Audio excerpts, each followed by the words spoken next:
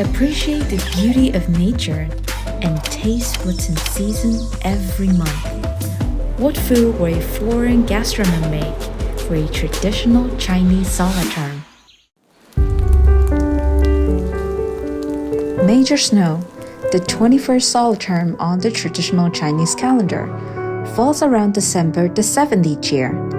At the beginning of midwinter, all things hide away.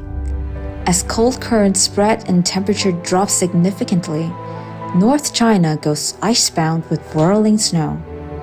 Meanwhile, it usually marks the start of winter in South China, which is wet and rainy.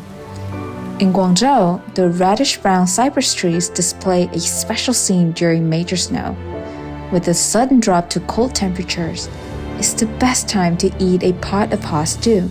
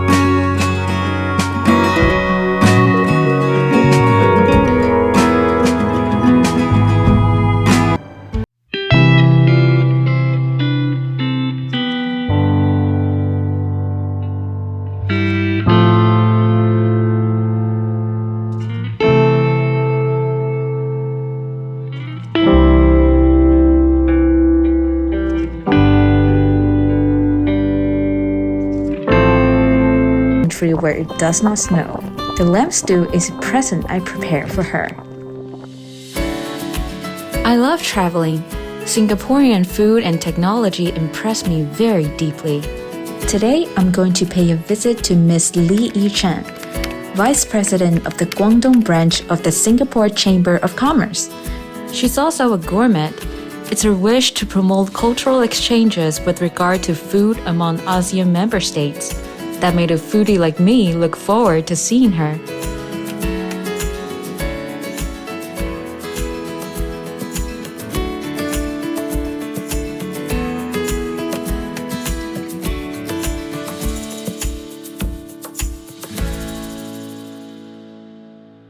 Hello, what are you doing? Hello, Miss Lee. Wow. Wow, you arrived just on perfect time. What are you doing with the charcoal? I am making this lamb stew. Wow. It's already done. Wow. So we have Please have a seat. Yeah, sure. Wow. Wow, this is in a clay pot. Yeah. Charcoal clay pot. It is really interesting. And you know what? Actually, it's more convenient to use induction cooker. But Cantonese prefer to use charcoal stove for cooking lamb because it gives us a sense of ritual. Right. And I think this kind of thing maybe date back to like 100 years ago. Right, the last century. And this charcoal, not only I think in China, not only boiling this lamb stew, also the chicken. It's very popular too. Wow, it's very flavorful. I hope you like it. Of course. The technique is a little bit complicated, but the taste is very flavorful. You have to try it. Oh, they have this sugar cane. Please try the lamb, huh? Okay. All right.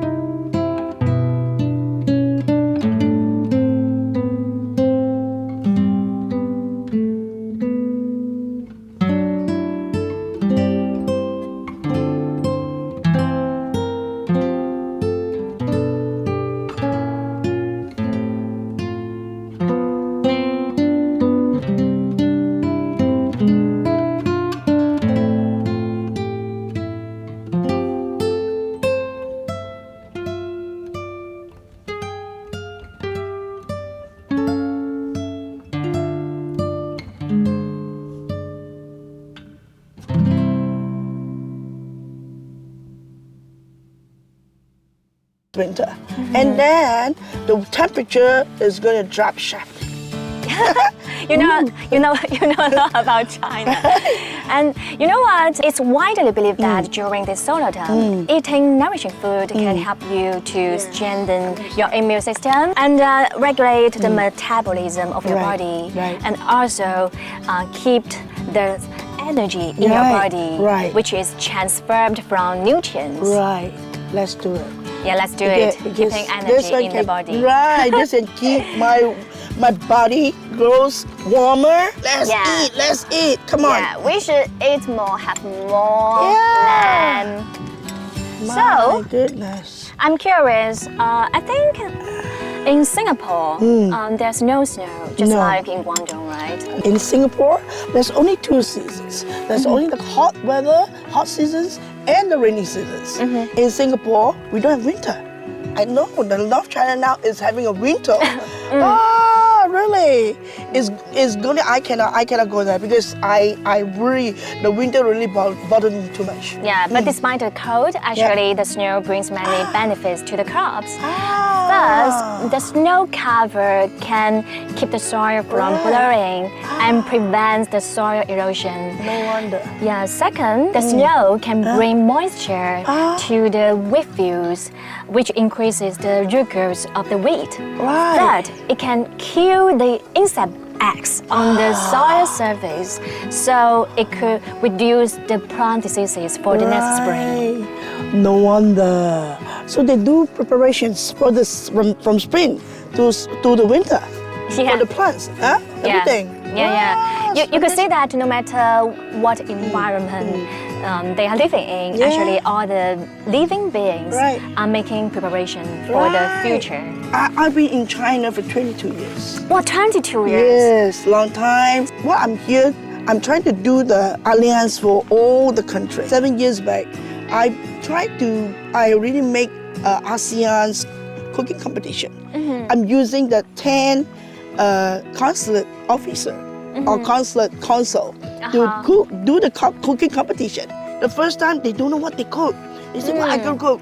Just the register. The second time we have, another time was the 50th anniversary. So that time everybody is the big chef because they have the first time experience. So the second time they all become big chef. They have all this. They bring their own chef and then they cook Wagyu beef, they cook lobster. I think maybe they just make better preparations. Right, and coming soon I'm going to make a third one. We are looking forward to that. Yeah, right. To that please, competition. please.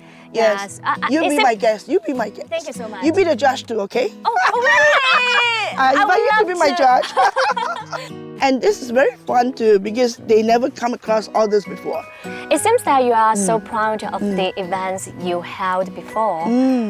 I don't say I'm proud, but I got all this 22 years experience, and this is my understanding of preparing for the growth and success. Well, I think the opportunity is always for the well-prepared. Yes, really. Yeah, and it suddenly occurred to me that for many years, China and Singapore have culture exchanges.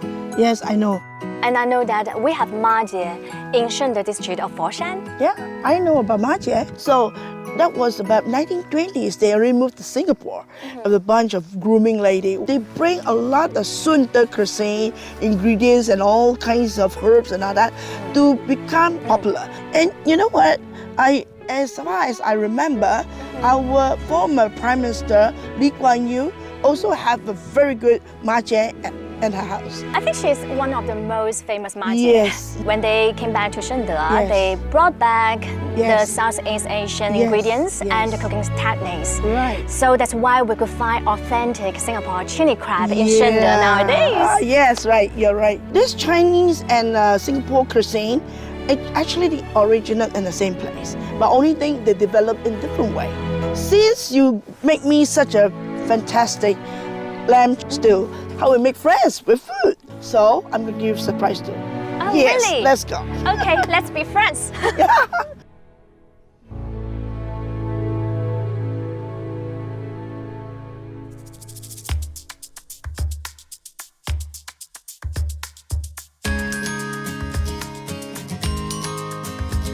Welcome to my Super Joy's kitchen. Well, you seems you have been well prepared for this Yeah, cooking. of So course. what are we Right. gonna do now? Of course. So many ingredients. Famous bak kut teh.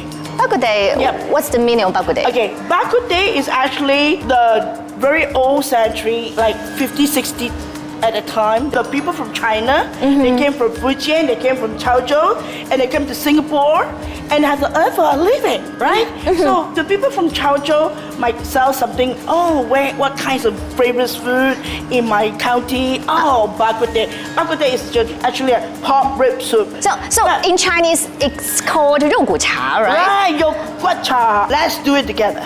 Sure. Yeah. So now, to help me to cut this. Okay, which one? Like, okay, I tell you how to cut it. This one, we do it like this. Cut it into three. Okay, I'm good at cutting. At this time, when you are cutting this, I'm going Okay. to put the pork ribs in the clay pot. And then I put this back inside the peppercorn, the white peppercorn, all inside here. Yeah. So now I'm going to test you. All the herbs are all from China. And then you're going to put in all the herbs into the bag and tell me the name of it. I will try to figure out. Right. Okay. And this is called tang gui. Put it in. Angelica. Oh, you were smart. Okay. So I need to put, you put the it. dangui, Yeah, Angelicas right. into this bag. Right, and then there's so many things here, right? Hoa jiao, ba jiao, hei jiao. This is called cinnamon. The Yeah, white pea, cinnamon, right? yeah. Ah, okay. I think this is called star anise. Wow, really? I thought it's 8 corners. No. Put all this in. I am so familiar with all these herbs Right. because Cantonese like to put these herbs into the soup. Now we have two styles. One is the people from Chaozhou, they come to Singapore. They have this peppercorn style with the peppercorn and the onion. White, we call it white soup style. But now we put this inside, all right? And put this inside. All these 12 herbs, we put it in. Probably can try a little bit. Great, right? Yummy. Yes. So there comes our, we call it Fujian Hokkien style. At that time, this white is called cha. Actually, this cha is not, they use a tea to boil it. Chinese from the Chaozhou, when you come to Singapore, and you come to the place, a home or office or anywhere, they will first tell you jate. You know what jate means? A drink, a tea. They have a Kung Fu tea. Kung Fu tea is actually from China, Chaozhou. Oh, Right. So actually they comes from Chaozhou dialect. Right, and also another side, because a lot of people from Fujian, they went to Malaysia, Penang, Klang, KL. So this bunch of Chinese people, they will sell the Fujian style of the bak kut teh. I'm proud to know that there are so many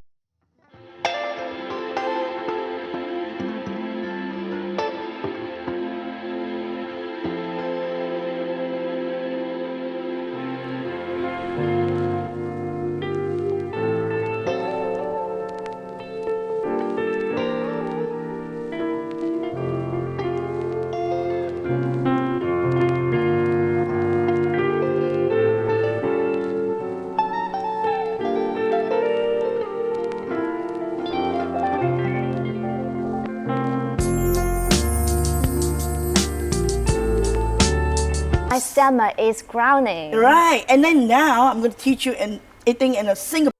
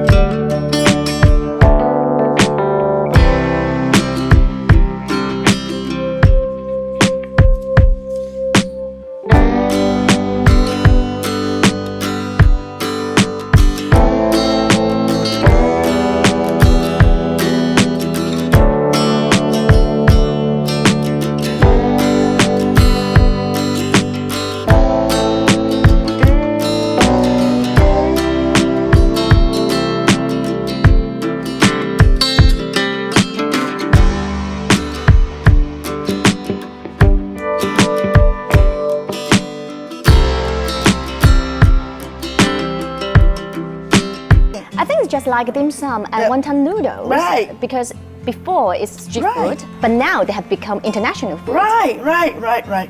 So can I say that this bak kut teh could represent the Singaporean food? Yes.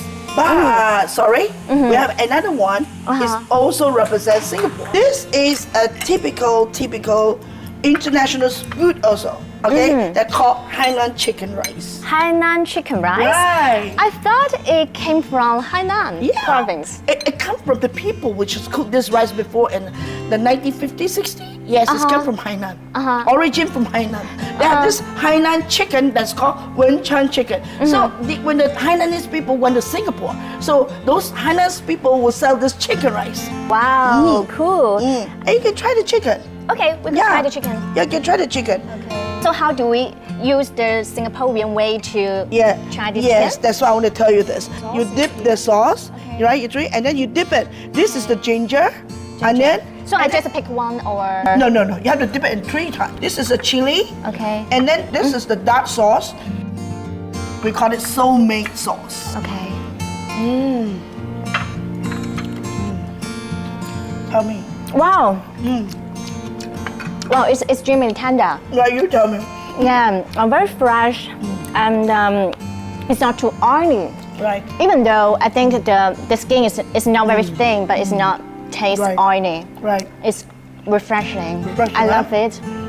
So now you try the Hainan chicken rice. They use chicken soup to cook the rice. They put the pandan leaf, they put the ginger, they put the garlic, and then boil this chicken soup. So after develop, it becomes the chicken rice of Singapore style. Wow, it's so fragrant. I think if I don't want to eat rice, I could eat this chicken rice. It's actually combination Chinese and Singapore. Wow.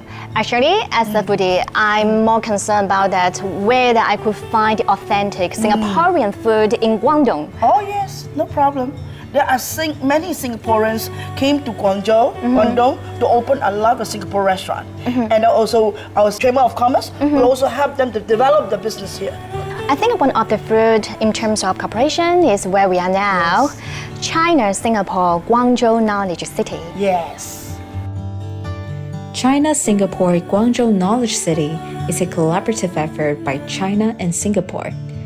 Through 10 years of development since it was launched in June 2010, it was elevated into an important national level bilateral cooperation project in 2020.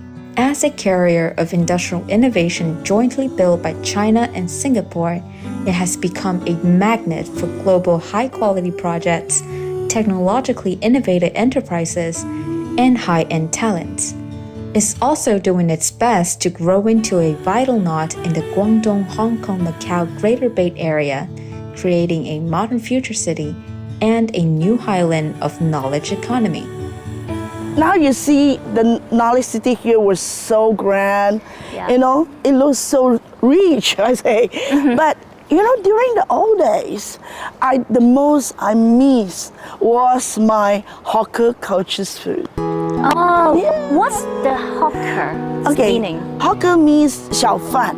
During the 1960s, this hawker cultures, they come to Singapore, and then actually they are all the immigrants, new immigrants from China. So when they reach Singapore, they will try to make a living for themselves.